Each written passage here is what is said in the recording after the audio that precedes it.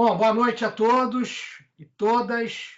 Bem-vindos a mais uma sessão aí do Cineclube Casas Casadas, iniciativa da ABC Cursos de Cinema, e junto com a Rio Filme, agora numa parceria cada vez mais sólida e que com certeza vai dar aí novos frutos para a produção, para a discussão, para a reflexão do cinema brasileiro e principalmente no Rio de Janeiro. E hoje a gente vai bater um papo aqui com o mais inquieto dos cineastas, o cineasta que não para de trabalhar. Nessa pandemia, então, ele abriu essa janela aí do computador, acho que ele não desliga o computador, ele dorme com o computador ligado, está o tempo todo, e quando está no computador, fica mandando mensagem também pelo WhatsApp. É um hiperativo, um homem do mundo moderno, das redes sociais, e trazendo hoje aquele que não é nem o seu último filme, e nem o penúltimo filme. Na verdade, Dedo na Ferida, depois de Dedo na Ferida, Silvio já realizou A Bolsa ou a Vida, recentemente premiado como melhor filme no júri popular da mostra Eco Elefante. Está com 2 trabalhos aí engatilhados. Não sei se posso falar sobre eles, mas ele pode falar, mas já tem 2 trabalhos aí bastante curiosos e que provocadores também.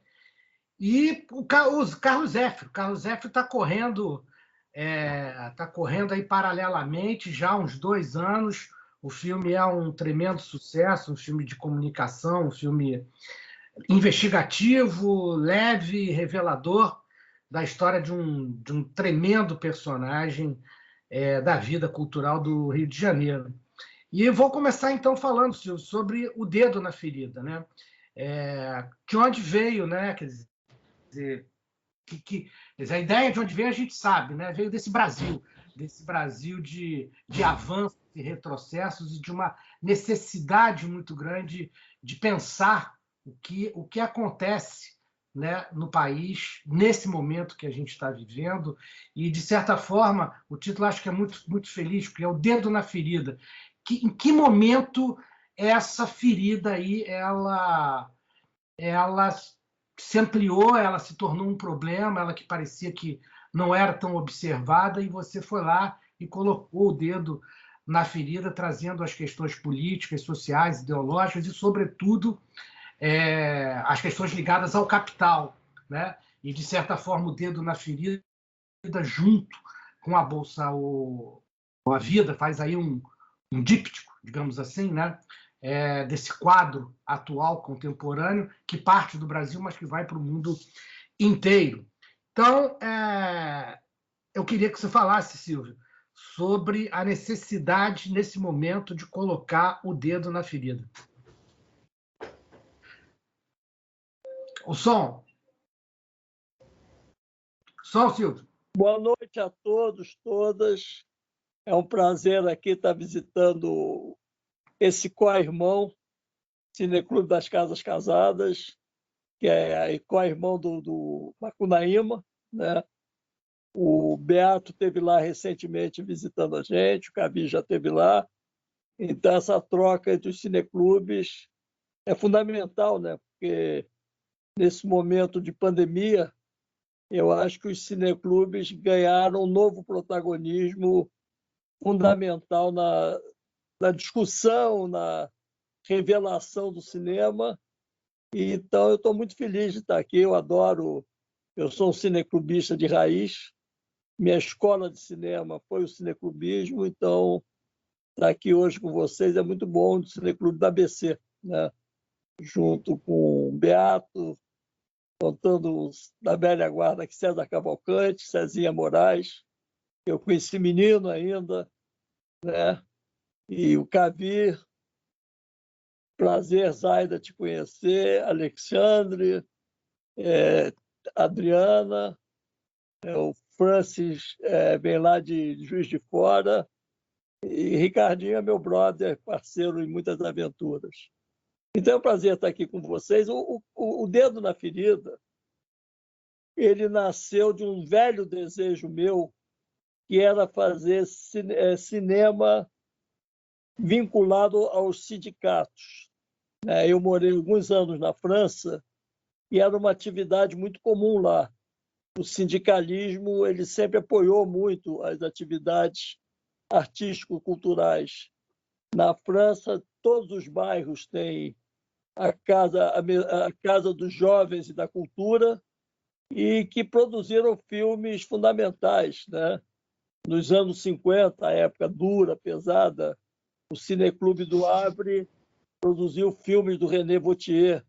Eram atividades muito importantes. Então, eu não entendi aqui no Brasil por que não havia esse link com o Cineclube das ações político-culturais com os sindicatos. E, de repente, como se fosse um sonho que caiu do céu, um dia o Sindicato dos Engenheiros do Rio de Janeiro e a Federação dos Engenheiros me chamou para uma conversa, porque eles queriam fazer um filme sobre o processo de privatizações dos anos 90 e me convidavam para dirigir.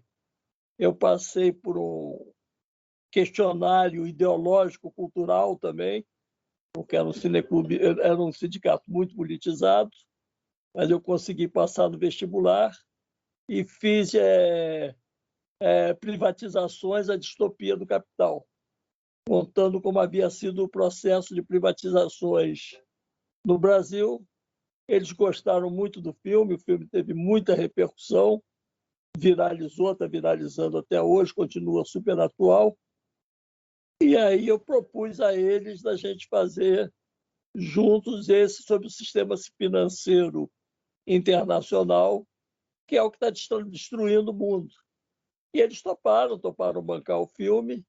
Ainda não estávamos vivendo a barbárie que a gente está vivendo hoje. Os sindicatos ainda tinham dinheiro, ainda existia a reforma trabalhista não havia sido feita. Então, eles bancaram o Dedo na Ferida, que é um filme fundamental nessa discussão sobre a financiarização do mundo. Quer dizer, o mundo não é mais o mundo do trabalho e o capital não gera mais trabalho. O capital hoje gera papel, é moeda. As pessoas preferem 1000 vezes investir em papel do que abrir uma loja, do que abrir uma fábrica. Você ganha muito mais dinheiro sem risco, jogando dinheiro no mercado de capitais, do que abrindo um negócio próprio. E isso aí é o ovo da serpente, porque isso é que está destruindo a democracia no mundo inteiro, está destruindo a qualidade de vida das pessoas, está gerando um desemprego absurdo, as perdas são muito maiores, muito grandes. E aí eu fiz o dedo na ferida, consegui ouvir gente no mundo inteiro, e naquela época era presencial. Eu fui à França entrevistar o Costa Gravas, fui à Grécia entrevistar o Yanis Varoufakis. Foi um filme que teve várias viagens, aqui pelo Brasil também. E aí, como era um filme muito calçado em viagens, né, internacionais e nacionais, me deu a ideia de que o personagem que podia contar a história seria um viajante. E aí eu peguei, ao lado desses capa-pretas que vão falando de economia ao longo do filme, eu comparei uma viagem, um longa-metragem de 1h30, 2, com a viagem diária de um pedicure em Copacabana que mora em Japeri. Japeri é a última estação de trem antes de sair da cidade do Rio de Janeiro e entrar na Baixada Fluminense. E aí eu peguei o Anderson, que é pedicure no salão de Copacabana, e acompanhei a viagem dele diária, de Japeri para Copacabana, e fui mostrando o parador, o que é a viagem desse cara. Esse cara passa 4 horas do dia dele dentro de um vagão de metrô, 2 horas indo, 2 horas vindo, e enquanto ele está fazendo a viagem para ir para o trabalho, as pessoas vão falando de economia. E aí nasceu o Dedo na Ferida, que é um filme muito reflexivo sobre essa vida, e também é um filme que bombou, que até hoje ele acontece, até hoje ele provoca discussões, porque esse sistema está cada dia mais forte. E aí, consequência desse filme, eu terminei agora A Bolsa Vida, que é esse processo no ambiente pandêmico, né? Porque nós chegamos a acertar a Bolsa Vida antes da pandemia, já foi uma produção bastante mais difícil, porque já tinha saído a reforma trabalhista, que quebrou as pernas dos sindicatos, então teve que ser uma vaquinha, entraram 17 apoiadores, 17 sindicatos, federações, confederações, conselhos. A gente fez uma vaquinha e fez o Bolsa da Ferida, que começa a ser rodado em plena pandemia. E aí, quando o filme começa a ser rodado, fecha tudo. Fecha tudo, e aí a minha equipe falou, e agora, como é que a gente faz? Falei, vamos fazer virtual, fazer por videoconferência.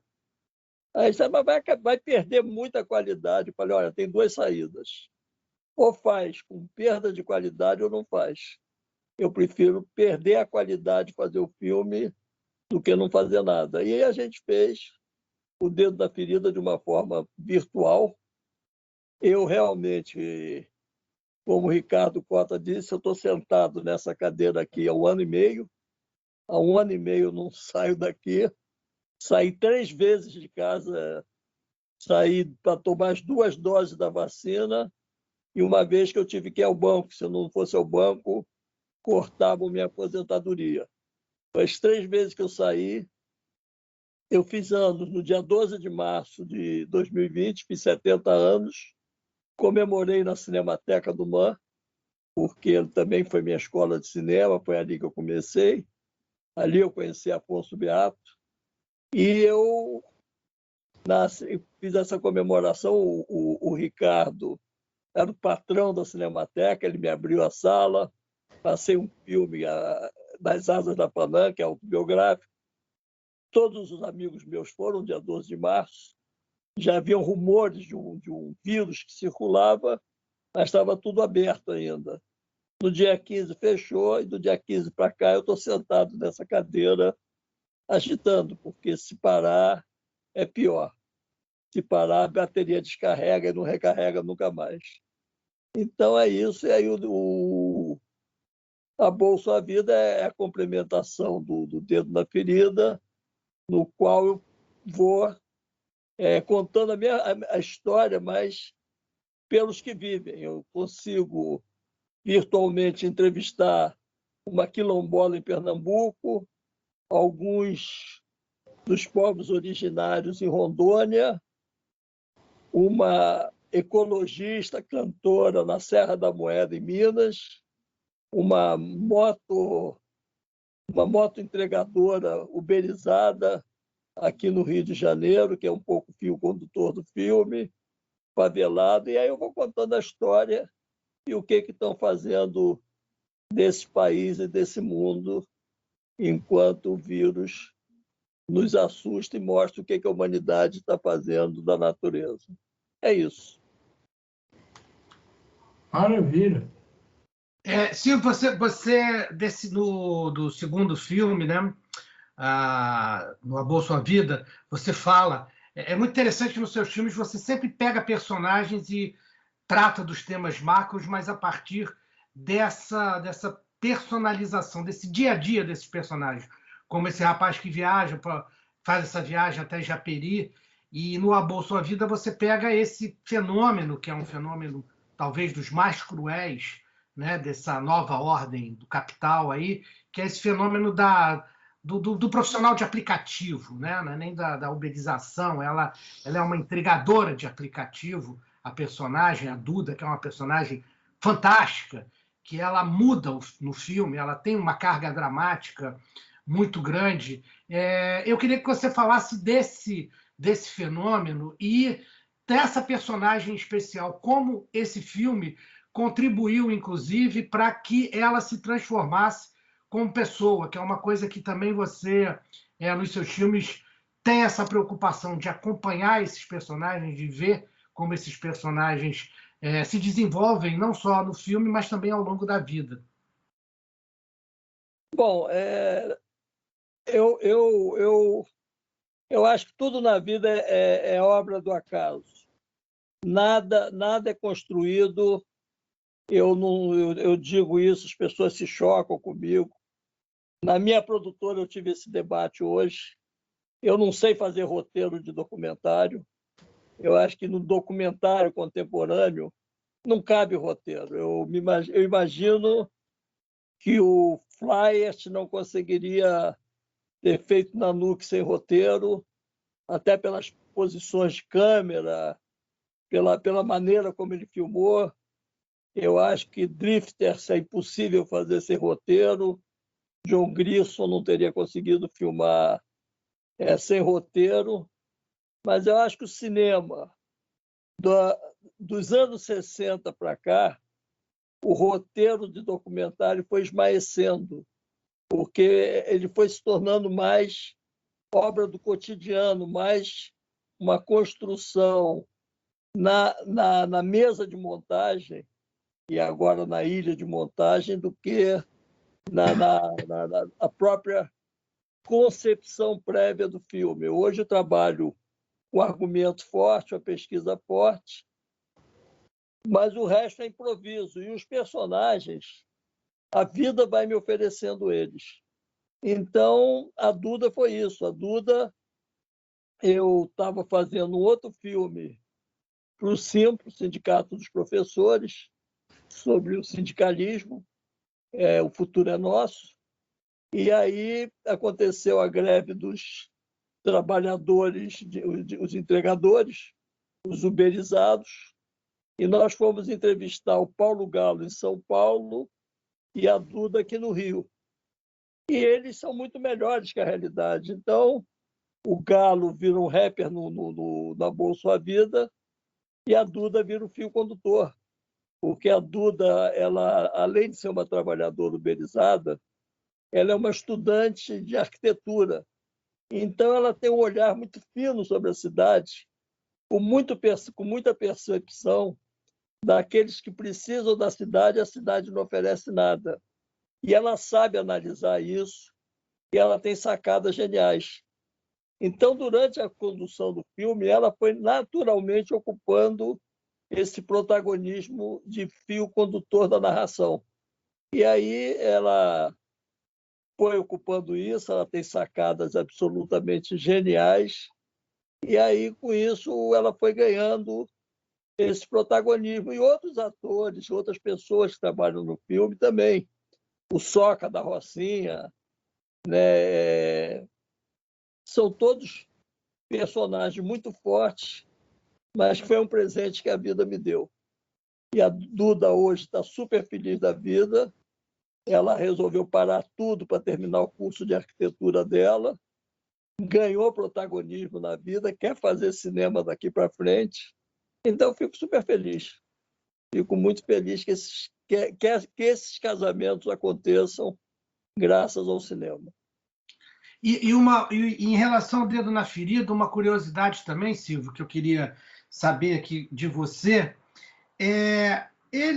O Costa Gavras está lançando aqui no Brasil essa semana o filme O Jogo do Poder, que em inglês chamou Adultos in the Room, Adultos na Sala, e que trata justamente do período do Yanis Varoufakis à frente ele ficou à frente do Ministério da Economia, se não me engano, ou na Casa Civil, do Ministério da Economia, e durante 5 meses.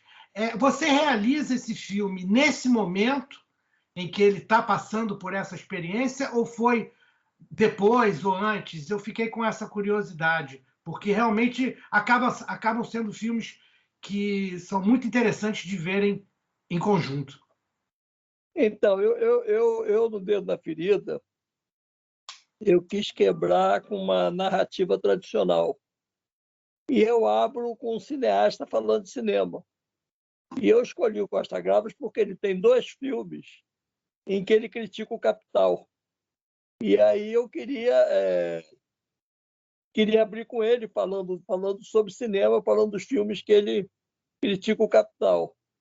Nesse momento, ele ainda não tinha feito o filme com o Varoufakis, não sei se já fazia parte dos projetos dele ou não, mas o Varoufakis, eu entrevistei o Varoufakis na mesma época, e o Varoufakis tinha acontecido pouco tempo antes, eles ganharam as eleições na Grécia, e aí a troika europeia foi dar uma dura na Grécia, dizer que eles não podiam fazer o que eles estavam fazendo, peitar o Banco Central Europeu.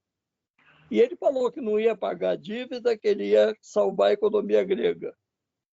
E os caras começaram a peitar ele, e aí ele jogou duro, e aí o governo dele rachou. O presidente, o cara que tinha sido eleito, preferiu contemporizar com a Europa, e ele jogou duro. E no que ele jogou duro, ele saiu do poder, ele deixou o governo, mas deixou uma marca muito forte na passagem dele pelo governo. Aí eu falei, eu preciso entrevistar esse cara. E aí fui até a Grécia, entrevistei ele, foi uma entrevista maravilhosa, deixou frutos, porque agora eu para o Bolso a Vida, voltei a entrevistar ele, então foi me dar entrevista na hora. Inclusive aconteceu um lance hilário, porque na entrevista com ele o tradutor não apareceu agora na segunda. O tradutor não apareceu, e eu e ele, a gente ficou se olhando por uma tela de vídeo. E eu tentei explicar para ele, olha, com aquele meu inglês macarrônico, nós estamos sem tradutor. Ele olhou para mim e falou, você traduz, pô. E nós conversamos, graças ao inglês dele de grego, que fala inglês, e o meu de brasileiro, que arranha inglês, a gente fez uma bela entrevista para Bolso a Vida. Então, foi nesse momento aí. E essa viagem à Grécia, ela rendeu muitos frutos, porque eu, quando faço uma entrevista num lugar, eu pego várias. E eu conheci nessa viagem um cara chamado Manolos Glesos, que na época tinha 94 anos, e ele foi um cara, ele e dois amigos, quando os nazistas ocuparam a Grécia e puseram no Partenon a bandeira nazista, eles subiram no MUC, tiraram a bandeira nazista e puseram a bandeira grega. Ele era um grande herói grego, então eu entrevistei esse cara também. E eu tenho esse material guardado, vai reaparecer num filme daqui a 20 anos. Mas é uma linda entrevista. Então, é isso. E o Varoufakis é uma figura maravilhosa, ele agora está na Internacional Progressista. Eles criaram um movimento internacional muito bonito e ele está nesse movimento. Perfeito. Cavi está querendo fazer uma pergunta aqui. Cavi, na apresentação, eu esqueci de dizer que tudo aqui é possível graças a ABC Cursos de Cinema, Rio Filme e a Cavídeo, evidentemente. Você já é tão de casa que a gente até esquece de falar com você. É uma indelicadeza. O som. Som, Ô, Cavi. som, bota som. Sem som não vai, Cavi. Som, Cavi. Tá saindo agora? Foi. Foi? Aqui tem que ligar, aqui o meu computador é tão velho que tem que botar o fone pro som sair. Eu vi agora recentemente o filme do Costa Gavras, O Jogo do Poder, né, a tradução em português, e lembrei muito do Dedo na Ferida, né? Que tem essa relação lá. Isso que você acabou de falar, nessa história do grego, lá do economista, Mas na verdade eu queria te falar que, não sei se você lembra, eu te ajudei a lançar o Dedo na Ferida no cinema, né? E você tinha muita dúvida se o filme ia ter público, você queria logo liberar na internet, liberar no YouTube, você não estava querendo muito, estava com medo de lançar no cinema e não adiantar nada, não ir ninguém. E ao contrário do que você imaginou, durante uns 2 meses o filme bombou nos cinemas ali do Estação, aqui em São Paulo também. E é uma coisa interessante, né? Porque você tem esse histórico aí também de conseguir levar público para o cinema para ver documentário, né? Que normalmente é um gênero, né? Que todo mundo fala que não dá público, que é um gênero para TV.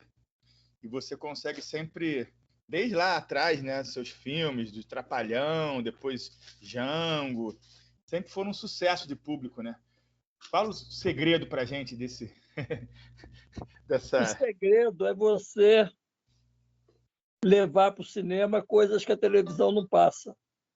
Então, quando eu fiz sucesso com o Django e JK, o Brasil estava seco para ver a política brasileira, para conhecer a história brasileira. E apesar de o JK ter sido lançado em 80, logo depois da anistia, a televisão não passava, não tinha coragem. O JK ainda era um personagem incômodo. Quando eu lancei o Django era completamente incômodo. As pessoas diziam, esse filme não vai ter público, as pessoas não têm interesse por isso, e deu 1 milhão de espectadores. E a televisão não passava, demorou muito tempo para o Django e o JK chegarem na televisão. Então, eu acho que o segredo é esse, é você fazer filmes que as pessoas gostariam de assistir, mas que não podem assistir pela televisão. Você quer ver um filme meu que vai bombar? O Zéfiro. Porque na televisão ele passa cortado. A saliência é contida. A versão que passa na televisão não é o Zéfiro real, o original, em que tem cenas explícitas de sexo. E o Zéfiro não é um filme pornográfico. O Zéfiro é um filme que conta a história de uma geração, conta a história da sexualidade de uma geração. Pergunta ao Jomico se na juventude dele ele não foi um leitor quanto mais do Zéfiro. Pergunta ao Beato. Qualquer pessoa mais velha aqui nessa sala, ela conviveu com o Zéfiro, era uma realidade da nossa geração. E a televisão ainda não pode passar. Ela só pode passar em sites pornô. E o Zéfiro não é pornô. Entendeu? Eu não quero passar ele num canal pornô, eu quero passar ele numa televisão normal, comum. Assim como você assiste pornográfica, é a guerra. A gente todo dia assiste guerra pela televisão. E a gente não pode ver sexo, e todo mundo sabe de sexo e fala de sexo, e o Zéfiro continua proibido. Então, eu vou lançar ele em cinema, você vai participar dessa aventura, e você vai ver que esse filme vai bombar. Porque é uma curiosidade, quando você fala em Zéfiro, as pessoas associam ele a essa coisa bonita que é o erotismo. Feia é a guerra. Só aproveitar aqui o gancho que dia 12 agora, daqui a 2 semanas, né, vai estar passando essa versão proibidona lá no Recine, né, lá no Estação presencial, né? Agora sem corte. Estaremos lá. A Zaida Buarque está pedindo aqui a palavra. Zaida, tudo bem? Boa tarde, boa noite, bom dia. Que horas é aí? Onde você está? Aqui são boa tarde. Aqui são 4h30 da tarde, aqui nos Estados Unidos. Mas, ô Silvio, você e eu já nos encontramos. Quando você foi a Washington mostrar o Django, eu era professora de português na Johns Hopkins, na SAIS.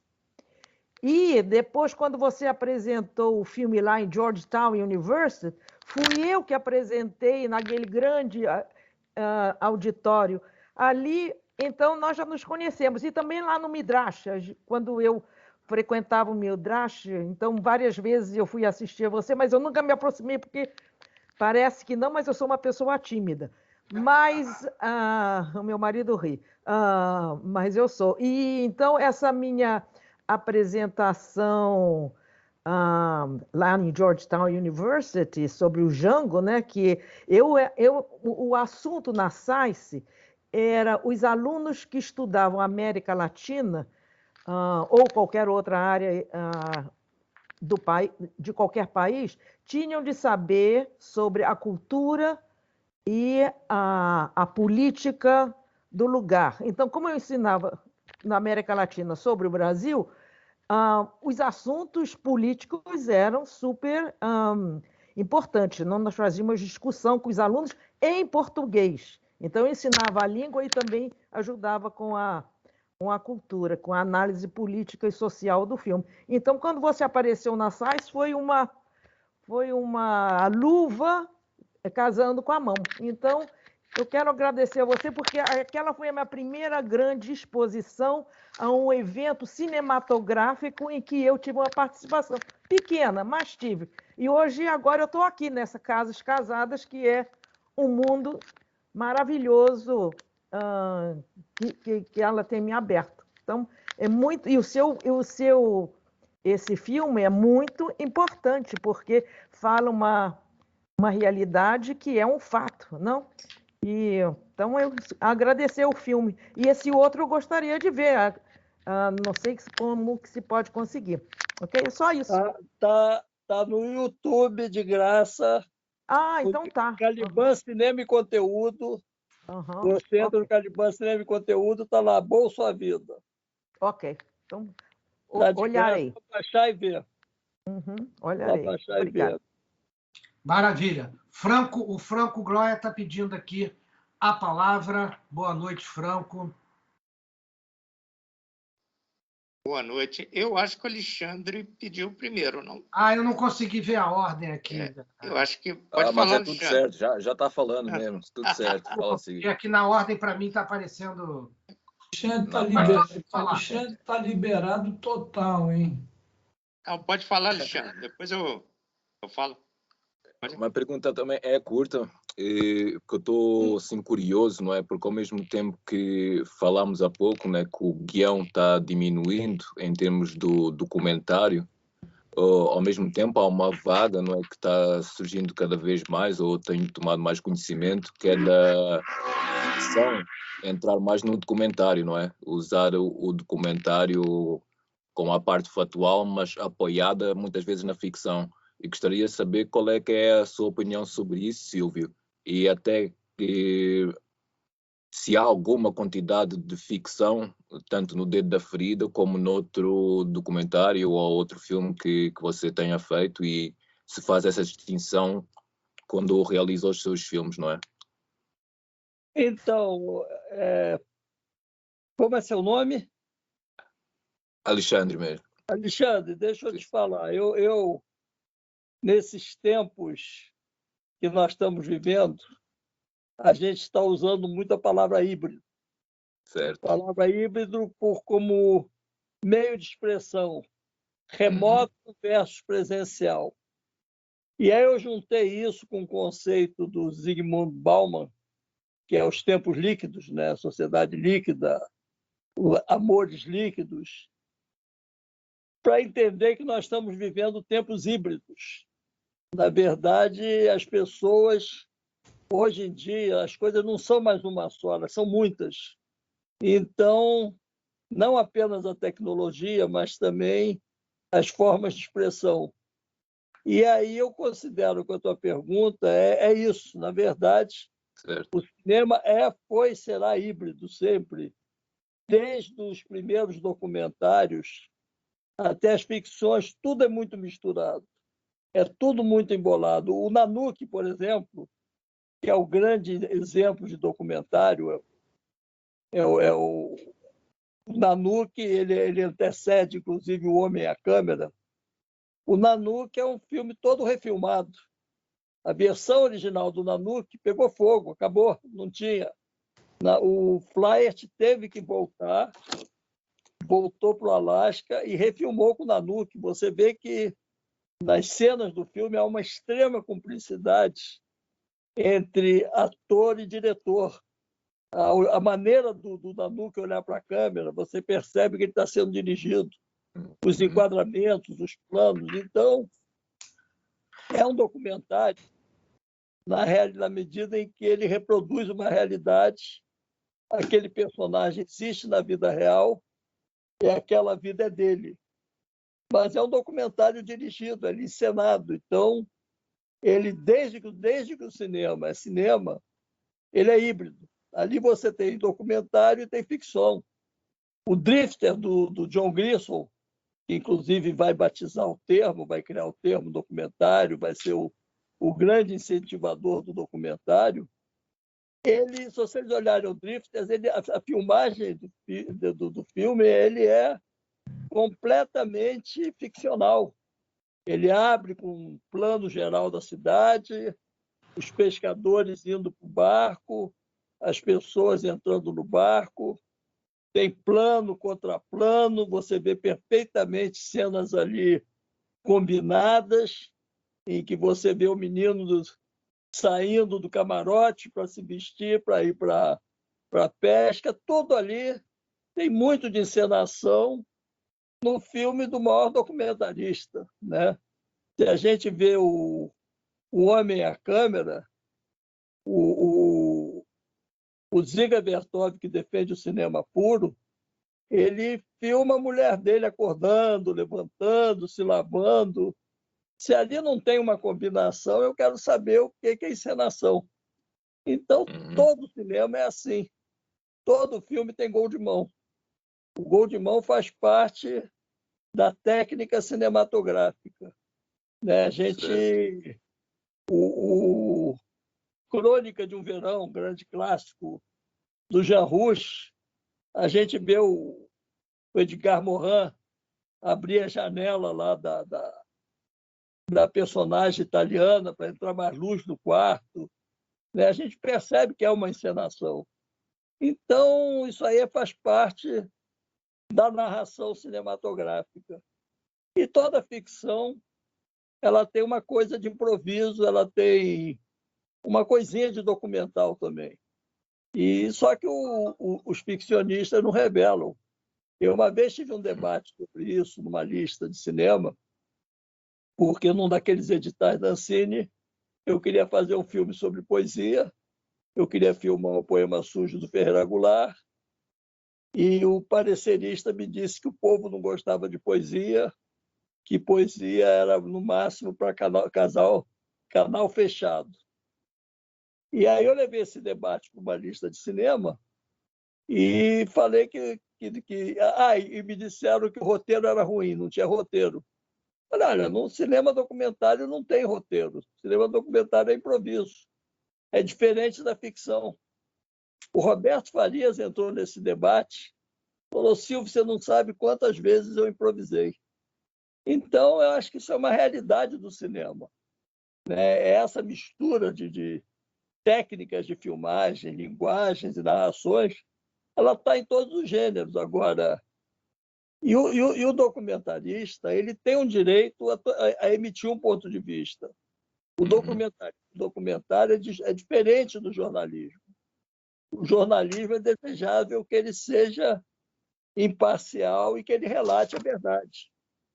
O documentário, o cineasta tem o direito de opinar. É um ponto de vista, exato. Ele não tem direito de mentir, ele tem o direito do que o Jorge Siver chamou de um ponto de vista documentado. É isso. É isso. O Jorge Siver chamava de documentário como ponto de vista documentado. Você não pode mentir para defender um ponto de vista. Mas você pode emitir sua opinião. É isso. Obrigado. Perfeito. Franco. Oi. Maravilha. Aqui, Silvio, nós estamos sempre internacionais, né? A Zaira lá no Oregon, né? A Alexandre vindo de Portugal, né? Rio de Janeiro, Minas Gerais. E, para mim, particularmente... Teatro Los Angeles. Los Angeles. O Beato está lá agora. Então, e Minas, aqui eu tenho um carinho muito especial, não só pela tua obra, mas também por você, né, ter sido, né, na verdade, o que me proporcionou realizar o meu primeiro filme. Né? Lá em 97, você foi membro da banca, não sei se você vai lembrar, do Luiz Fernando Taranto, né, aqui em Juiz de Fora, naquele prêmio em roteiro, né? E para 5 curtas, o meu foi um deles. Então, de lá para cá, né, tudo aconteceu e graças a isso, né, essa necessidade também de realizar, mas se não fosse, né, a conjectura política do cinema naquele momento, né, da sua presença, de acreditar também numa renovação, né, de universitários e tal, e você veio disso, né? O movimento cineclubista, como bem você iniciou a tua fala, mas hoje, né, tocando nessa ferida das transformações econômicas por que passa o cinema, como que você vê também a transformação, primeiro, sua, numa adaptação produtiva hoje, né, em tempos pandêmicos e de crise, quando o próprio setor audiovisual global também passa por crise econômica profunda, né, com fechamentos de cinema, os streamings, né, não querendo, como, né, até bem coloca no filme, o setor financeiro não quer regulamentação, né, nós estamos passando por um desgoverno total e que Ancine em barricadas ideológicas, né, a questão também em relação a como vai taxar o streaming, enfim, mas como vai ser, na sua visão, o futuro do audiovisual e da renovação produtiva nesse setor frente a essa digitalização e a melhoria evidente para a sociedade. O poder que ele tem em questão de transformação social e, quando você mesmo coloca o poder, eu acho, na sua obra, a educação faz parte desse processo, e não é à toa que o governo Bolsonaro, e desde o impeachment, vem atacando severamente a um projeto de educação de país. Então, Franco, obrigado pela tua pergunta. Ainda bem que você foi um dos 5 que ganhou e não dos 45 que não ganhou. Senão você não seria tão amável quanto está sendo agora. Mas, de qualquer maneira, muito obrigado pelas tuas palavras.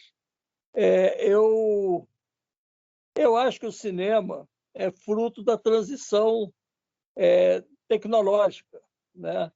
O cinema é uma invenção, o cinema é a fotografia animada, né?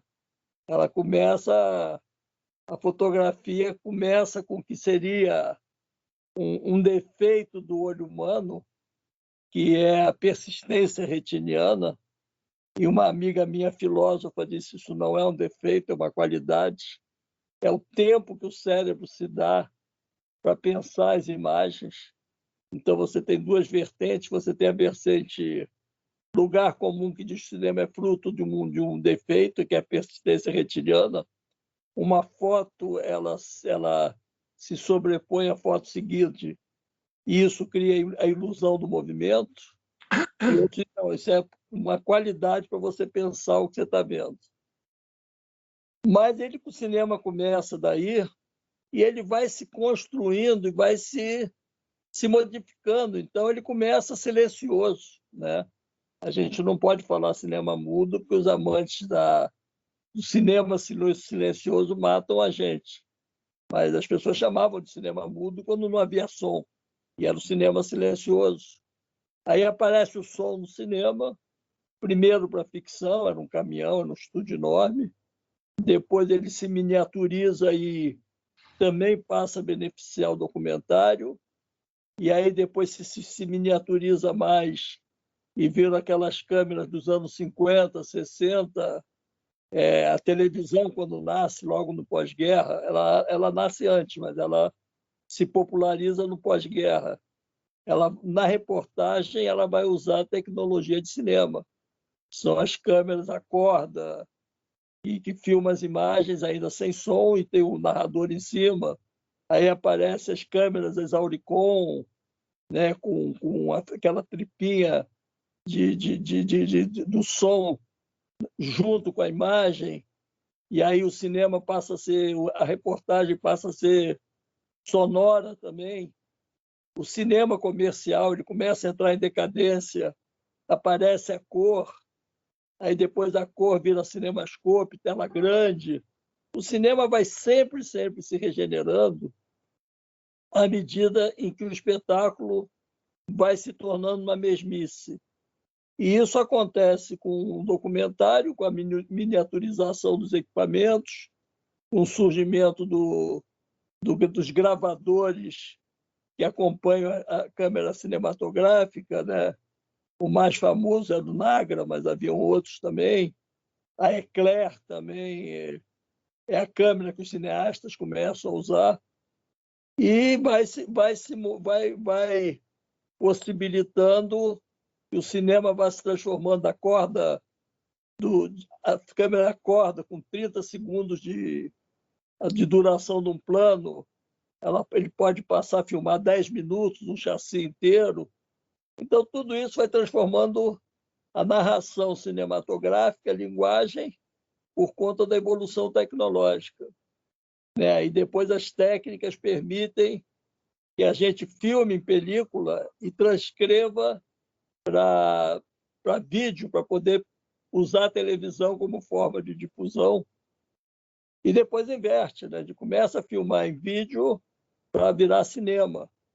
E agora é outra tecnologia que eu já nem entendo mais, é um tal de DCP, em que você filma, não tem suporte nenhum, é tudo virtual.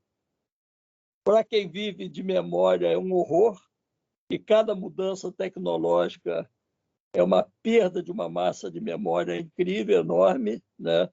Eu já fiz um trabalho para a Unesco exatamente sobre isso, que cada vez que você muda a tecnologia, você abandona a informação pelo caminho. Você vai abandonando, você não... As empresas não têm recursos para ficarem transformando tecnologia tudo o tempo todo. Então, elas selecionam o que é mais importante. E no caminho vai ficando. Então, os mais velhos aqui vão se lembrar no computador que um dia elas usaram flop para gravar as coisas de computador. Era um disco mole. Depois usaram disquete. Depois o disquete virou pendrive. E agora é tudo virtual. Então, essas perdas essas mudanças tecnológicas são graves na construção da memória. Né? Quem trabalha com vídeo, as pessoas que estão nessa sala lembram que já trabalharam com Matic, Super Matic, Beta Digital, 8, High 8, Mini DV. E isso é tudo informação que foi ficando pelo caminho. Super 8. Então, essas transformações são muito complicadas.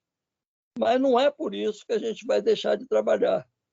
E agora, em plena pandemia, quer dizer, eu adotei a tecnologia possível, que é essa que nós estamos usando agora, que é o trabalho por videoconferência, trabalho remoto. Se vocês gravarem essa conversa aqui, ela vira substância para o filme. E também eu estou usando o Zap. Eu fiz 5 cinezaps, que são filminhos curtos de imagens que eu capturo pelo Zap, que chegam na minha casa, eu estou quieto em casa, começam a me mandar uma enxurrada de imagens, de informações, eu monto aquilo, difundo pelo Zap, não pago, não cobro, não recebo. O capitalismo está longe desse circuito, porque ele é um circuito que rola pelo Zap. E não é menos importante. Então, eu acho que é isso. A gente vai trabalhar sempre com a tecnologia que tiver ao nosso alcance. Né? E quem sabe um dia alguém descobre esses meus 5 zaps, junta eles num só e vira um filme. A minha ideia era essa, era fazer um filme com muitos segmentos e que cada espectador juntasse e visse na sequência que eles quisessem. Mas aí eu voltei para o cinema mesmo, que é mais fácil. Mas você tem as tecnologias e vai se adequando a elas. E o lance da educação? E o lance da educação, eu acho que quem educa é o professor. O filme é um suporte. Eu não faço cinema para educar ninguém, eu faço para aprender. Eu, quando faço meus filmes, eu trabalho questões que eu conheço mal. Eu não tenho muita curiosidade em trabalhar coisas que eu já sei. Eu gosto de trabalhar coisas que eu não sei, ou coisas que eu reaprendi. JK, por exemplo, eu tenho 5 filmes sobre o JK, porque cada vez que eu olho ele, é um personagem que me fascina, eu vejo uma coisa diferente, aí eu faço um filme diferente. Eu tenho 5 sobre o JK. Quando eu fiz Josué de Castro, eu não sabia quem ele era. Eu sabia de ouvir falar de orelha, mas nunca tinha lido e nunca tinha estudado. E aí eu descobri um personagem fascinante.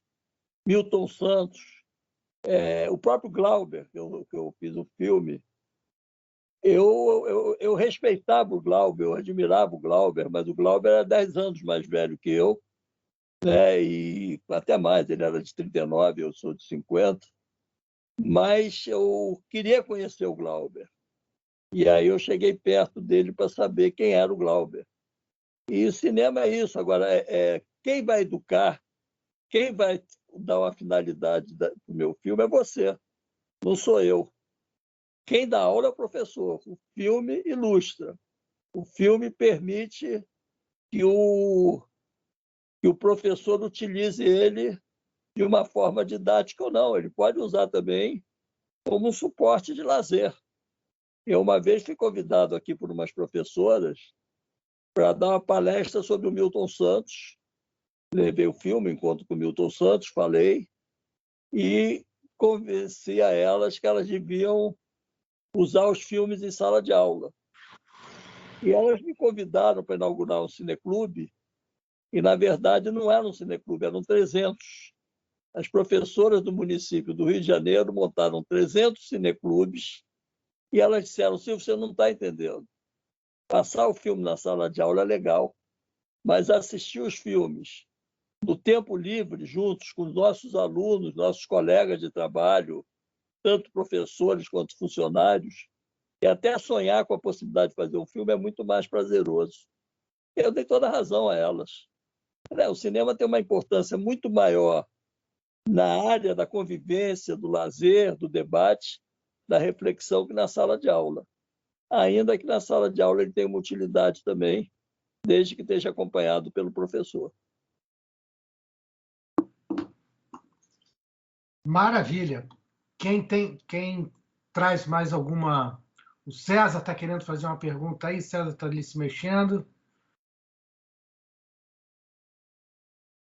Acho que você está sem som, né?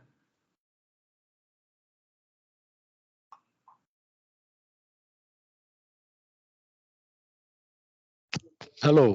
Alô? Tá me por favor. ouvindo? Estamos ouvindo. Não, Silvio, tá me ouvindo? Estou ouvindo, pode falar. Tá. Silvio, tenho uma curiosidade muito grande, nunca lhe perguntei, nunca houve essa oportunidade. Eu acho que essa é a oportunidade de saber, no seu início, quando você definiu que você queria fazer documentário, qual foi a base que você teve para você seguir o documentário? Quem foram os seus mestres que você seguiu, ou contestou, ou achou melhor? Me conta um pouco esse seu início como documentarista. Bom, Alexandre, obrigado pela pergunta. O documentário...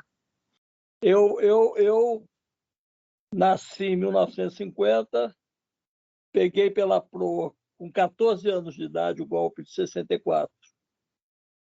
E os primeiros a reagirem ao golpe de 64 foram os jornalistas e os artistas. Naquele momento estava muito efervescente o cinema. Era o cinema novo, né? Deus e o Diabo foi lançado em 64. Era a Nouvelle Vague francesa, os filmes italianos. Eu morava num lugar privilegiado para o cinema. Eu morava em Copacabana, perto da Avenida Copacabana, onde, em frente à minha casa, tinha uns 5 cinemas. Eu morava a 50 metros do metro Copacabana, do Arte Palácio do Copacabana. Um pouquinho para trás ficava o Bruni, ficava o Condor, para o lado ficava o Rian, ficava o Rox. Então, esse foi o cenário que eu fui criado. Eu via muito filme. E o cinema, então, entra na minha vida nesse momento. E era grande arte, cinema era aquela arte genial. Eu sempre fui muito feio e eu queria arranjar uma namorada. Então, eu falei, se eu for cineasta, eu consigo. E aí eu comecei a sonhar com cinema.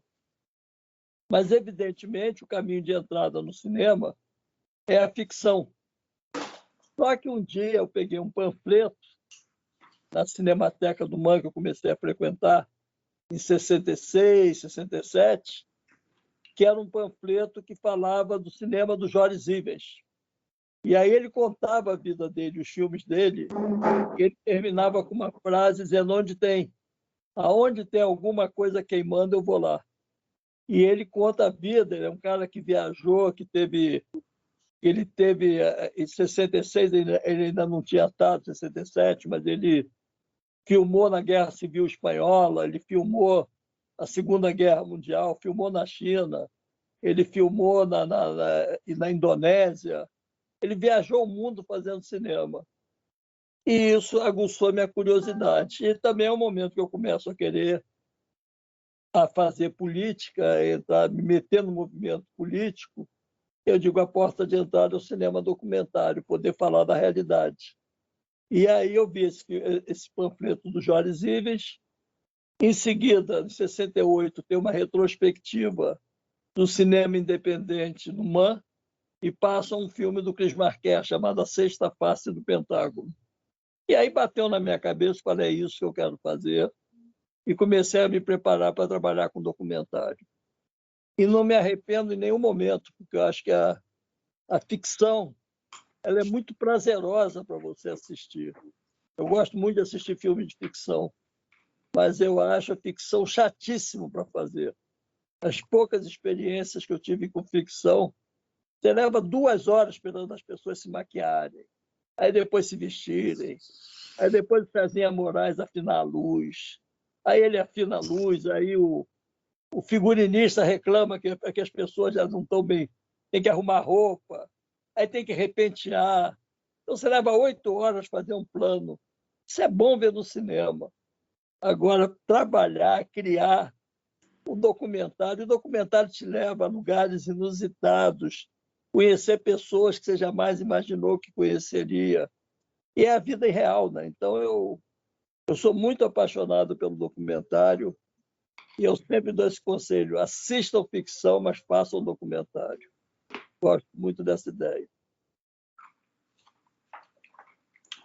Mas você fez também, você mesmo citou aí, alguns filmes com trechos ficcionais, né? Com Getúlio, Castro Alves.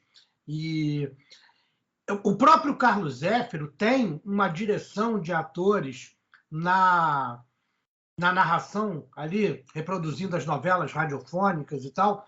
E você tem um prazer muito grande ali, né, nessa direção. Você curte muito, né? Eu tenho curiosidades, eu sou um curioso, então eu tenho alguns filmes ficcionais, né? Mas sempre tentando uma outra linguagem. Eu fiz um filme, por exemplo, sobre o Castro Alves.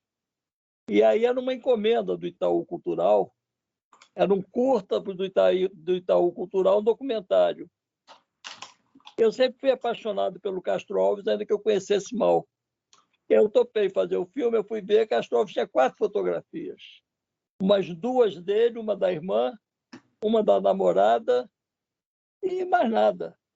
Como é que eu vou fazer um documentário com 4 fotografias? E aí eu fui para a reinterpretação e criei um Castro Alves com uma linguagem em que o narrador era o próprio poeta, mas ficcionada. E aí eu vi a roubada que eu tinha me metido. Só não foi um desastre, porque o Bruno Garcia é um grande ator e segurou o papel de Castro Alves. Porque aí eu vi como era difícil dirigir ficção. E é um filme muito pobre. Então, se vocês olharem o Castro Alves hoje, tem um vestido lá que, se vocês contarem quantidade de personagens que vestem aquele vestido, vocês vão se perder no meio do filme. O personagem do filme devia ser o vestido, porque ele vai transitando pelas mulheres do filme. Então, é um filme muito pobre, que eu fiz com muito pouco dinheiro, mas foi legal. Depois eu fiz sobre o primeiro jornalista brasileiro, Hipólito da Costa, que foi o cara que fundou o jornal Correio Brasiliense em Londres. E ele queria a independência do Brasil, e quando vem a independência, ele larga para fazer o jornal. E aí eu contratei um ator que faz o Hipólito, faz as falas do Hipólito, mas misturo com desenho. Os cenários são desenhados. E fiz a mesma coisa com Oswaldo Cruz. Então, eu tento umas aventuras ficcionais, mas não é a minha paixão, não. Minha paixão é o documentário. Perfeito. Alexandre, quer fazer outra pergunta, Alexandre? Certo. Tem um pouco a ver com a questão do Franco em relação à educação, e como o Silvio também respondeu. E eu gostei muito da resposta do Silvio em relação à forma também da adaptação às tecnologias, não é? E principalmente a do Zap, acho que uma ideia fenomenal. E eu sinto que isso também é uma forma tanto de educação como de ativismo. E eu, ao ver o filme, deparei-me também com uma outra questão que, ao nível pessoal, me toca muito, que é a questão que acho que deixa toda a gente, não é? É o que é que nós podemos fazer em relação a este cenário, não é? Porque estamos a viver e a atravessar esta fase, mas como é que nós nos vamos posicionar em relação a isto, não é? Como é que eu, que saio de uma ponta à outra do rio para ir trabalhar, não é? Me vou posicionar em relação a isto, não é? Este sendo o fio condutor, não é? E nós somos essa pessoa que está no metro e que realmente durante esta viagem de metro está vivendo toda esta coisa que nos é mostrada através da tela. E a mim toca de forma só que eu tenho pensado cada vez mais como artista que também sou, de como posso praticar, não é? Praticar-me e praticar aquilo que eu faço de forma a contribuir para isto. Eu acho esta ideia do Zap, por exemplo, como um posicionamento bem legível, não é? E porque foi como o Silvio disse, aqui o capitalismo não tem lugar no sentido de eu poder fazer a coisa independentemente, não é, deste sistema. E eu gostei muito de ver isso como solução, mas ao mesmo tempo gostava de saber, mesmo não sendo só o Silva, mas a toda a gente que está presente, não é, se tem pensado também nisso e de que forma tem pensado nisso. E deixo só mais um exemplo. Eu pensei em lançar um vinil que tem de um lado A uma radionovela de um filme que nós fizemos no contexto da ABC Curso de Cinema, e do outro lado teria as trilhas sonoras. E eu estando em Portugal, para mim um vinil eu poderia, por exemplo, se colocar à venda, vendê-lo por 15 euros ou 20 euros. Se por acaso eu fosse vender este vinil ao mesmo preço no Brasil, de onde o filme foi feito, não é, e produzido, seria um balúrdio para muito não é, das pessoas que vivem no Brasil. Os preços não coincidem. E se eu pôr a um preço que realmente alguém que possa comprar de forma mais acessível, o vinil eu já nem consigo, eu estou a pagar, não é, para vender o vinil. Então estas questões todas, não é, colocam também na minha cabeça, não é, como produzir, como contribuir de alguma forma para acabar com esta discrepância, e porque é mesmo uma luta, não é? É um combate aqui não só das ideologias, mas das nossas vidas. Eu acho que você fez mais uma reflexão do que uma pergunta, né, Alexandre? Eu acho que acaba por ser, sim. O ativismo ele é fundamental, né? Todos esses meus filmes mais recentes, eles são ativistas, são filmes para defender certas causas, certas ideias e provocar certos debates. Eu acho que as tecnologias atuais facilitam muito isso. Quer dizer, o preço de fazer cinema hoje, esse tipo de cinema ativista, é muito mais barato. Você tem muito jovem de periferia hoje filmando com celular. Ele não precisa nada além do celular para fazer um filme, né? Eu soube agora que o Chris Marker, os últimos filmes dele, ele inclusive editou em celular. Ele usou essa tecnologia de uma forma radical. E aí é muito barato, quer dizer, você não precisa mais ter um programa caríssimo que você aluga. Você vai usar para editar o filme um programa que já vem incluído no celular. A imagem do celular, hoje você tem câmeras que estão filmando 8K, né? Então, você tem uma qualidade de imagem fantástica. E aí, eu acho que isso aí facilita muito a vida do ativista, ainda mais do jovem cineasta que não tem os recursos para ter os equipamentos mais sofisticados, nem sequer as câmeras fotográficas hoje, que têm lentes caras, elas custam caro, né? Mas hoje em dia você tem recursos bastante mais baratos e você pode filmar também. Então, usar uma tecnologia de ponta mais cara e tal, hoje é um desejo, né? É um desejo no sentido de caminhar rumo a uma profissionalização, ou você pode fazer com equipamento bastante mais barato e filmar o que você quiser. Hoje em dia a vida está bastante diferente nesse sentido. Eu já filmei com câmeras Os Trapalhões, por exemplo, foi feito com uma reflex e devia custar, sei lá, $100 mil na época, um negócio desses, né? As câmeras, uma câmera barata, quando eu comecei a fazer cinema, uma Eclair NPR custava $50 mil. Hoje, você com um celular de R$2.000, você faz cinema. A diferença é essa. Bom, o Lúcio Branco está fazendo uma pergunta aqui também. Quer fazer uma pergunta? Lúcio?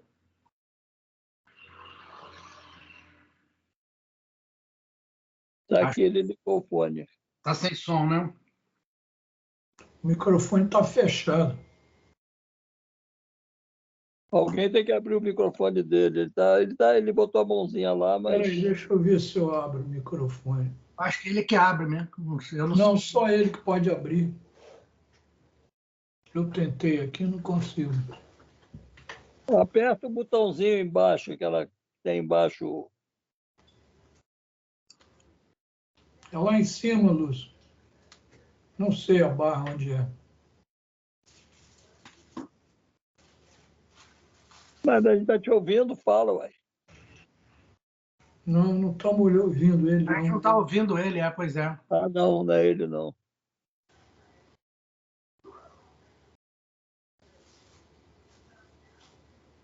O Franco também quer fazer uma pergunta. Isso, olha. Passa para o Franco. Depois o Lúcio. Enquanto o Lúcio não consegue, de repente é bom reiniciar, né? Sair e entrar novamente. De repente o som sai melhor. Eu queria aproveitar o gancho aí dessa questão que o Alexandre também levantou, desse ativismo, né, o Silvio, que é a questão também documental, e o seu em particular, né, não só o político, né, dos ex-presidentes, ou a série também, ou de Entender a República, ou pós-golpe, e eu queria abordar um viés que depois, principalmente depois da digitalização, ou os novos formatos, que é justamente esse novo modo também de financiamento dos seus filmes, né? Você conseguiu, na sua extensa cinematografia, né, a questão, por exemplo, do agronegócio, né? Houve um consórcio, né, de movimentos, de associações, sindicatos rurais, enfim, o MST, enfim, vários movimentos que queriam também ter voz, né, e também colocar também essa questão do agrotóxico, né, do mundo globalizado, né, dentro dessa questão. Tem a OAB, né, dos advogados, a série, né, dos advogados contra a ditadura. Você comentou em relação a essa questão do sindicalismo, né, como que o sindicalismo, até como um viés também de independência de luta, de produção dos seus próprios conteúdos, não só da classe ou da categoria, mas sim da classe trabalhadora. Como que você vê essa nova possibilidade, se é que a gente pode entender como nova, para mim não, né? Até na greve do ABC, na formação do novo sindicalismo do ABC, do advento, né, dos metalúrgicos ali, com a retomada de uma democratização de país e tal, mas o documentário e os documentaristas também tiveram ali uma experiência muito interessante, né, num ciclo ali próprio, né, principalmente em São Paulo, desse tipo de construção, né, de financiamento e produção, e que hoje é muito importante para nós entendermos também um pouco do Brasil. Ou como você falou, né, e pontuou muito bem, que eternizou, de certa maneira, ou não se perdeu na história, né, imagens tão importantes, né, de um dado momento de Brasil. Hoje, os seus filmes são também, ou têm essa liberdade, porque são financiados também por movimentos autômatos, né, independentes e de luta. Eu queria que você pontuasse essa questão. Eu acho que você está dando um bom exemplo, né? Os filmes que foram feitos naquele final dos anos 70 também eram filmes militantes, né? Você tem o filme do Sérgio Segal, do Roberto Gervich, Máquinas Paradas, Braços Cruzados, Máquinas Paradas. Você tem o Renato Tapajós, né? Você tem o Leon Hirschman, você tem o João Batista de Andrade, né? Aquele movimento ele foi super mapeado, ele foi super filmado, porque as pessoas ali se organizaram, porque elas sentiram o faro do novo ali, e elas se organizaram para filmar aquele movimento. Então, e é um registro histórico, está aí. Está aí. O fato de ter sido cinema facilita muito como objeto único, né? É uma ironia, né? O Walter Benjamin, quando escreveu a arte na época da sua reprodutibilidade, né? Como se o cinema seria viralização, mas o suporte do cinema, o fato de ter o negativo como suporte único, terminou ele com uma coisa única. Hoje, os filmes têm centenas de cópias e viralizam, e você não tem um suporte, porque o suporte ou é um pendrive, ou ele está dentro de um HD, e se é aquele HD babar, você perdeu tua matriz, né? Eu acho que é uma coisa hoje muito complicada, essa questão da preservação. Ela é muito mais difícil do que foi quando o cinema existia, né? Então, o cinema como matriz negativo, né? Ou até alguns casos uma matriz positiva, quando o cara filmava com positivo. Mas hoje em dia você não tem essa matriz, porque a tua matriz é um HD. Né?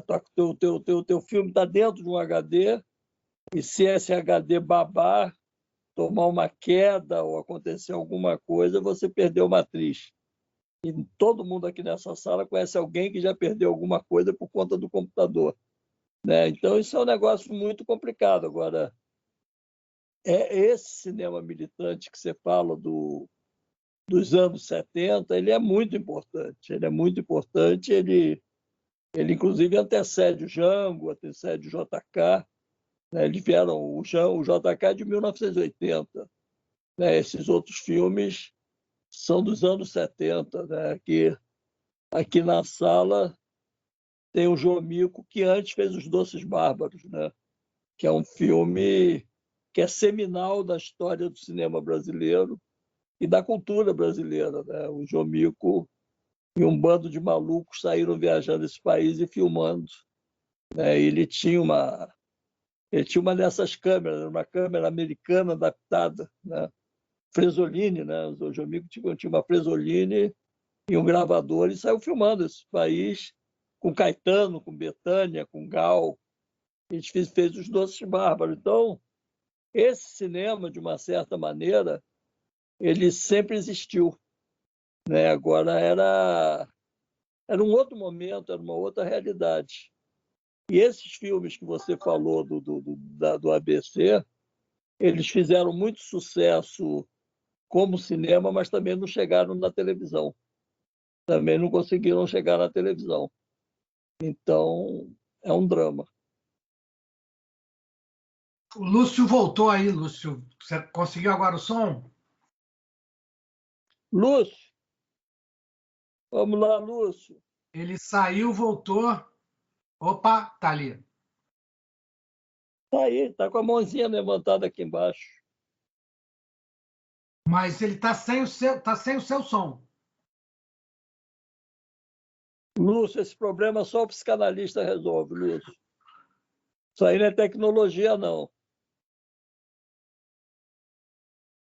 Tá sem o som. Você não tá vendo aqui esse microfonezinho, não? E não tá? Aí embaixo. Poxa vida. Bom, gente, eu vou responder a pergunta do Lúcio e vou ter que ir, porque eu tenho uma reunião em Maricá agora. Tá, mas então fica para a próxima, Lúcio. Agora o João Tobi. Me liga amanhã que a gente conversa, Lúcio. Pronto. Depois conta aqui para gente qual foi a pergunta. Me conta, me liga e depois a gente conta por quanto espalha. Tá. Então, aqui para terminar, que o Silvio tem que sair, o João Tobi está aqui pedindo a palavra. Foi citado aí. Salve, João. Tudo bom? Som. Meu amigo, som. Tá, estão ouvindo, não? Estamos, agora estamos. Estão ouvindo? Tá bem? Tá. Não. Está um pouquinho grave, mas está bem. É o seguinte, obrigado aí pelas palavras aí carinhosas, o Silvio. Eu queria dizer que gostei, não conhecia esse filme, e gostei muito.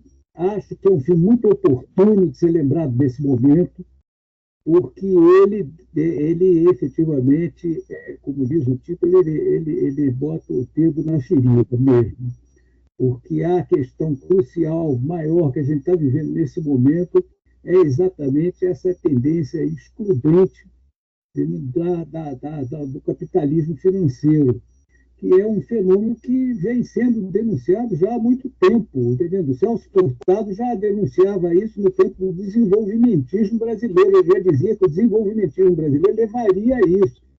Teria que ser isso aí, teria que ser contrabalançado, teria que ser regulado. Entendeu? E nesse momento, assim, que a democracia está sob ataque assim, de tantos lados, né? Essa questão tem que ser atacada, porque a gente vê que essa tendência ao fascismo que de repente está renascendo é fruto direto disso, porque são esses excluídos da globalização que formam essa massa de ressentidos que hoje são, entendendo, a própria massa de manobra, entendendo, do fascismo, e isso em tudo que é lugar, entendeu? Agora, eu queria apenas dizer algumas palavras sobre a técnica de construção de linguagem cinematográfica do Silvio, que foi aqui muito abordada e muito analisada sobre vários aspectos, E eu fiquei muito assim gratificado de ver que o Silvio, entendendo, é um adepto das teses tradicionais do documentário, entendendo, que remontam aos anos 30, né, do documentário inglês, do Grissom, do Alberto Cavalcante, né, que criaram, entendendo, o gênero documentário exatamente em contraposição ao cinema comercial, que era um cinema descomprometido, que não tinha tese, que não tem, ele se tornou apenas um meio de entretenimento e de lucro, né? E eles viram, pela primeira vez no Ocidente, a criação do primeiro cinema estatal do Ocidente, foi o cinema inglês, né? E eu, como trabalhei com Cavalcante, produzi o último filme dele, O Homem no Cinema, acabei sendo muito influenciado, e até hoje eu vejo como são atuais. E é uma das primeiras coisas que eles verificaram é que não havia realmente fronteiras rígidas entre documentário e ficção. O que fazia o documentário era exatamente essa questão que o Silvio falou, que o Joris Ivens também fazia parte do grupo, embora não fizesse parte do grupo, mas tinha relação, entendendo, com o grupo, que é o ponto de vista. Ele tem que ter um ponto de vista, ele tem que ter uma tese, entendendo? Ele tem que defender alguma coisa, ele tem que ser, por natureza, parcial, ao contrário do jornalismo. Ele não tem esse compromisso com a verdade, entendeu? Então, o Silvio citou muito bem o Flaherty, entendendo, que teve que refilmar, entendendo, Nanuque, ele tinha uma visão romântica dos esquimós. Os esquimós já não pescavam mais, já não caçavam mais baleias com lanças, entendeu? Mas ele ainda tinha aquela visão e botou lanças e tal, não queria nem saber, entendeu? Essa era a visão dele, que ele queria transmitir. E o Cavalcante foi quem substituiu. O Grissom levou o Cavalcante em 1930 para... Cavalcante já tinha um nome como documentarista na França, o som tinha acabado de ser criado, né? E o Cavalcante estava já de saco cheio, entendendo, de ficar fazendo aquelas comédias que, como ele dizia, aqueles filmes que começavam, entendendo, na sala, iam para o quarto de dormir, do quarto de dormir voltavam para a sala, e ele aceita o convite do Grissom para substituir o Flaherty, porque o Flaherty estava fazendo um filme sobre os mineiros ingleses e não terminava, se enfiava naquelas minas e era um tal de filmar e não acabava de filmar aquele negócio. Então, ele convida o Cavalcante para substituir o Flaherty, e o primeiro encargo do Flaherty foi terminar o filme sobre os mineiros, que foi o famoso On Face, né? O Cavalcante, que não era muito dado a se enfiar em situações de muito sacrifício físico, disse: eu não vou me enfiar naquelas minas nem morto, entendeu? Então, ele terminou o que ele fez no estúdio, entendendo como é que a coisa já começou, entendeu? E assim foi, entendeu? Então, e nessa questão, eles falavam sempre muito em educação. Agora, nunca acharam que o cinema tivesse um compromisso educativo ou educacional. Ele podia ter até um compromisso educativo, mas como acessório da educação. Dentro de uma visão da educação, do Paulo Freire, que é uma figura que está se comemorando o centenário deles, que essa educação sem uma visão crítica é uma educação vazia e estéril. O cinema e a arte, todas as artes, de uma maneira geral, não só o cinema, mas a literatura, a pintura, a dança, tudo, entendendo, ajudam a criar uma consciência crítica para a educação. Então, o papel do cinema, como das artes, de uma maneira geral, seria assessorar, entendendo, ter um papel acessório da educação. Agora, o que caracteriza o documentário é exatamente esse ponto de vista, essa defesa de uma tese que, no fundo, faz dele, em si, um instrumento de propaganda, né? Agora, o Silvio constrói os filmes dele de uma maneira muito ficcional. Ele não segue uma forma, digamos assim, de tese acadêmica ou de jornalismo de compromisso com a verdade. Ele vai... O tema, nesse caso, não podia ser mais árido, né? Entendendo? Um tema de economia, entendendo agora. Ele faz aquilo e os ingleses, que o próprio Cavalcante dizia, quando você quer fazer um filme sobre os Correios, faça um filme sobre uma carta.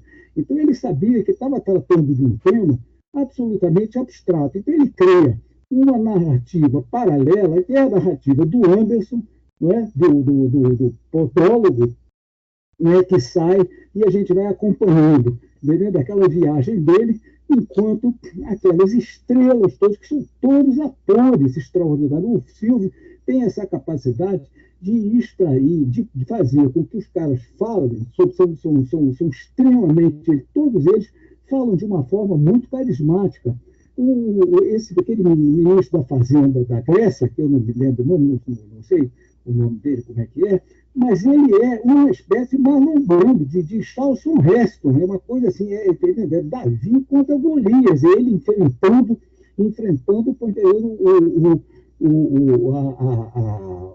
né, Bruxelas, entendendo? Aquela forma, entendendo, ditatorial de Bruxelas impor, entendendo, uma política econômica em cima da Grécia, né?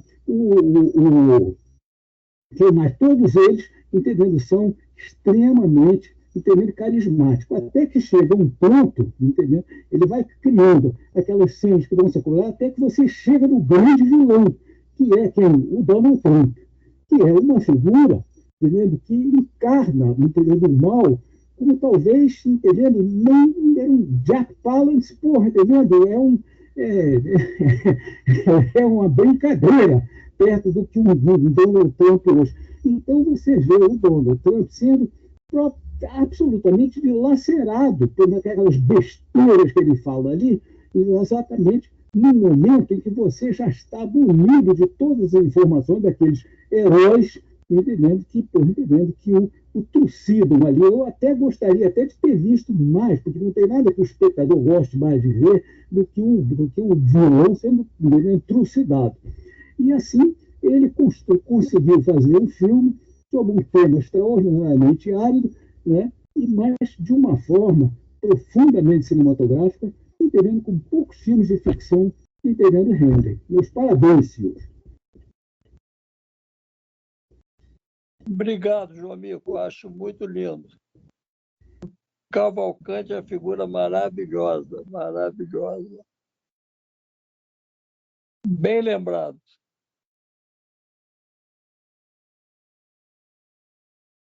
Gente, eu vou ter que ir, eu vou agradecer a vocês, mas o povo de Maricá já me chamou 3 vezes aqui. Pô, Silvio, maravilha, muito obrigado aí, foi uma aula, uma conversa deliciosa, e aqui a gente agradece em nome do Cineclube Casas Casadas, da Rio Filme, da ABC Cursos de Cinema e, claro, do nosso bravo Cavi, da Cavídeo.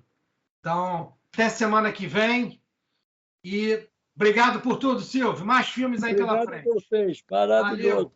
Tchau, tchau. Tchau, Afonso, César. Boa noite, boa noite. Viva o cinema de Silvio Tender. Viva o cinema brasileiro. Beijo. Saúde a todos. Tudo de bom, gente. Boa noite, Saúde e paz. Tchau. Boa tarde. Bye.